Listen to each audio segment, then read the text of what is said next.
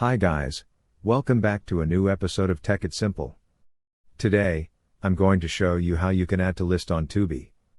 Keep watching the video till the end to add a list on Tubi. Firstly, go ahead and launch Open on your Google search. On the search box at the top, type in www.tubi.com or just Tubi.com and make a search. Log into your Tubi account, and it will take you to the homepage of Tubi's account.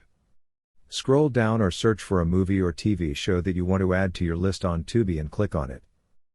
On the next page, tap on Add to My List option to add your movies or TV shows to the list.